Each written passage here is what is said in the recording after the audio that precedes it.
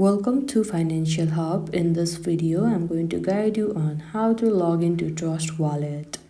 For that, make sure you have the application. Now you'll be led to this kind of page. Simply tap on Get Started. And here you can see two options, create a new wallet or add existing wallet.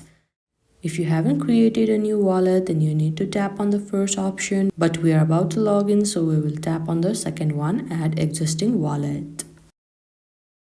Now here firstly you need to enter your password. Be sure to remember it so you can unlock your wallet. After that, this kind of interface will appear. Here are four options provided. You need to tap on the first one, secret phrase. Now here you need to select a network. You need to simply tap on multi-coin wallet.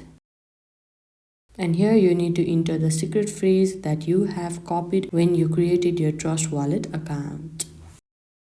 After you are done entering your secret phrase, simply tap on Restore Wallet. And now you can see that you are logged into your Trust Wallet.